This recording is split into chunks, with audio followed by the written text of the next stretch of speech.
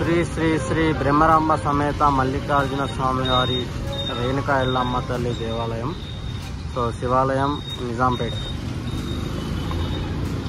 So ఈరోజైతే మనం ఈ టెంపుల్కి వచ్చేసాము. ఈ టెంపుల్ నాకు ఎంతో ప్రత్యేకమైనది అనమాట. ఎందుకంటే నేను ఇంటర్లో ఉన్నప్పుడు మా కాలేజ్ రెసిడెన్షియల్ కాలేజ్ ఇదే రూట్లో ఉండేదన్నమాట. ఈ నుంచి ఒక 1 కిలోమీటర్ డిస్టెన్స్లో ఉంటుంది. సో అప్పుడు మేము కాలేజ్కి వెళ్ళే ప్రతిసారి ఈ టెంపుల్ని విజిట్ చేసి దర్శనం చేసుకొని వెళ్ళేది. సో మళ్ళీ చాలా రోజుల తర్వాత ఈ టెంపుల్కి రావడం జరిగింది. అప్పటికి ఇప్పటికీ చాలా డెవలప్మెంట్ అయితే జరిగింది. అప్పుడు ఓన్లీ గోపురం మాత్రమే ఉండేది. ఇప్పుడు ఒక కాంపౌండ్ వాళ్ళు అంతా కూడా చాలా చాలా బాగుంది. సో లోపలికి వెళ్ళి టెంపుల్ని కూడా మొత్తం ఎక్స్ప్లోర్ చేద్దాం. సో మనకి ఎంట్రన్స్లోనే 3 తలల దేవుడైతే కనిపిస్తున్నాడు. శివుడు, విష్ణు, బ్రహ్మ అనుకుంటా. పాదాలు కూడా కనిపిస్తా ఉన్నాయి. సో ఇది టెంపుల్ అయితే ఎంట్రన్స్. మొత్తం చాలా ప్రశాంతంగా ఉంది. పాటలతో కూడా, ఫుల్ పాటలతో కూడా. ఈరోజు సోమవారం కాబట్టి ఇంకా దేవుడి పాటలతో ఇక్కడ బాగా బ్రహ్మాండమైన పాటలు పెట్టారు.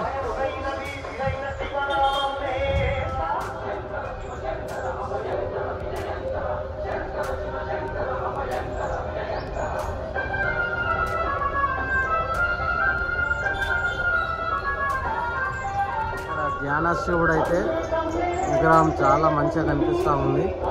సో ధ్యాన శివుడు విగ్రహం. నాగ సర్పాల దేవతలు కూడా మనకి ఇక్కడ దర్శనమిస్తూ ఉన్నారు.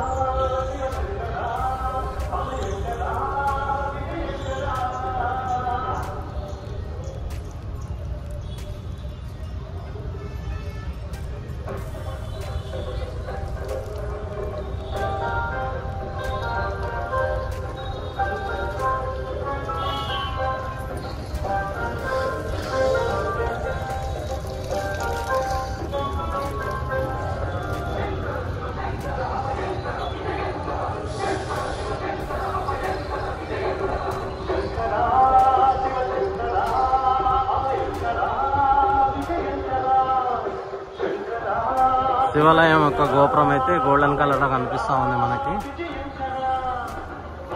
సారీ, గజస్తంభం.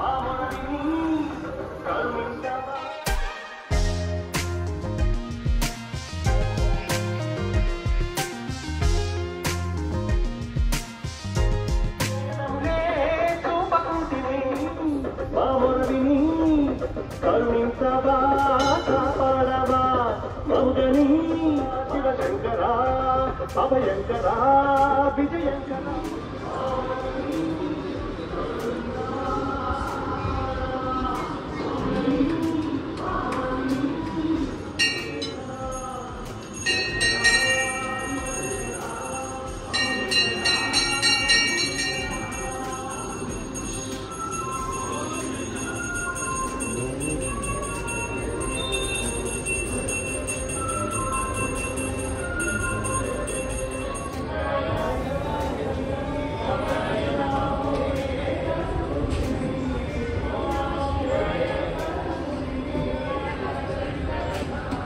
విజయంకరా శంకరా శివశంకరా అభయంకరా విజయంకరా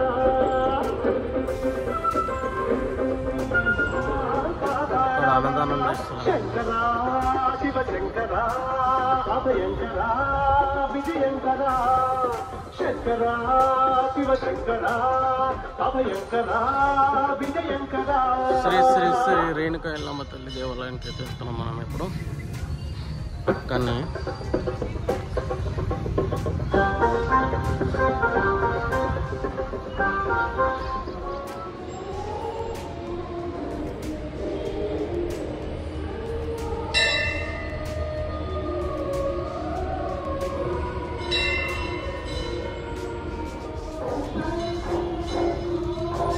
నిజాంపేట నుంచి బాచుపల్లి వెళ్ళే రూట్లో ఉంటుంది ఈ టెంపుల్.